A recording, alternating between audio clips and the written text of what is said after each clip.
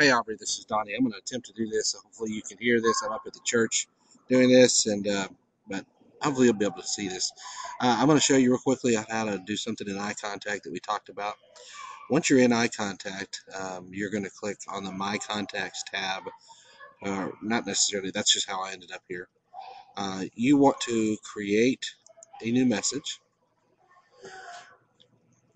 and again here you want to start with creating a message, but you might want to reuse the sent message if you've once you've done this a few times, you can just reuse it. I'm going to start with create a new message here. You recall this, they give you three different options. This one here, I doubt you'll ever do anything with. This is where you can use those templates. But if you want to just start from scratch, you can just start here, and this would be a good starting place. Here, you always leave it at this HTML. It defaults to that. Just leave it that. Subject line, again, this is where you want to make something enticing. So, free meal at Macaroni Grill. That's just an example, okay? Again, I apologize. Every time you do these, you're going to have to change that. Unfortunately, if you just leave it at that, it's going to show that's coming from Aubrey at Donnie at Marketing Twins. And I apologize for that. I should have thought about that when I first set it up.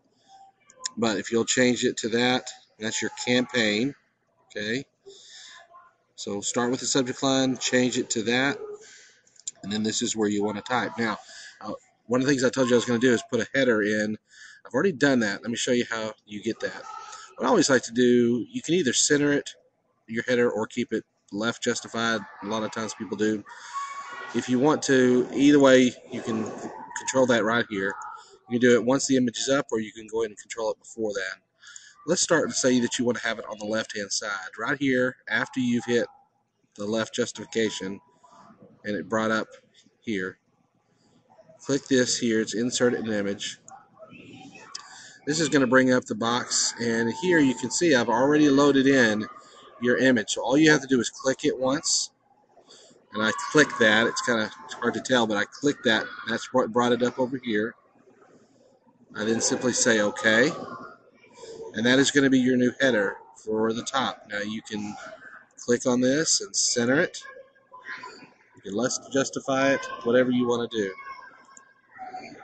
And then what I always recommend you do is once it's clicked, and you'll know it's clicked by all these little boxes around the top, click that little link. If you didn't see what I was talking about, it's that little thing right there. That brings up this little box here. There we go. And you pull that up a little bit, you see it. And again, this is where you'll type http://www.aubrey, spell your name right,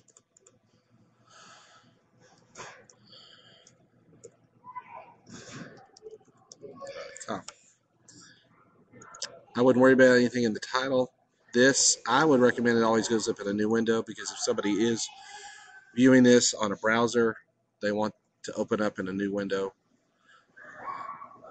and that would be the case. So you just type that, click OK, and then once you're done with that, you can, what I would do is to click over here. Once you click that, on your computer on the right hand side, you probably, or somewhere on your computer, you're going to have an end, END button, and I just usually click that, and that puts the cursor right here at the end of that. Use your enter button, that gets you down below there.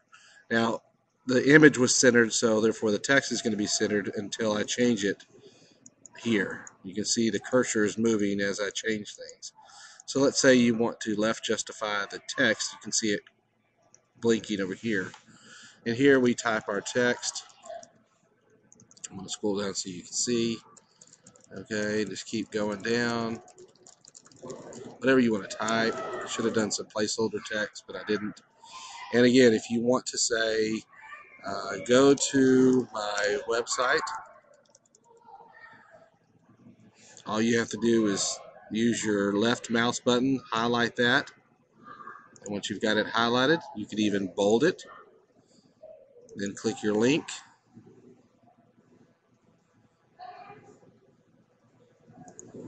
I've already got I'm going to copy that from the top, paste it in, Put it in a new window, or you can, and then you can say, or email me directly. Now you could say at aubrey@aubreyallred.com, or you could just simply say email me directly. Highlight that. I like to bold the links so they stand out, but you don't have to. Click the link, and instead, again, instead of clicking this, you hit this option here, which is email address. Now you put in your email address here. I cannot do this today. Too much noise in here, I guess, distracted me. And again, you can say, I have a question. Again, this pre-populates the subject line. You click OK, and then that's what brings up there. When you're done typing in everything you want, you click on the copy text here. That pulls in all that information down below. And you can see all that kind of gobbledygook text. And if I send myself a test message here, I'll be able to show you what that's going to be. And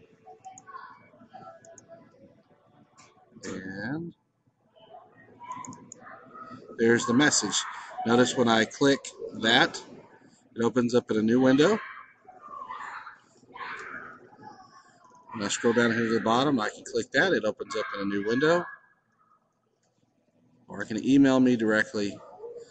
And you may not be able to see everything, but yeah, you might. Well, I'm going to see if I can move that up. There you go. You can see how it pre-populated your address here and your question. This is I have a question. And all that was generated from what you did in iContact earlier from right there.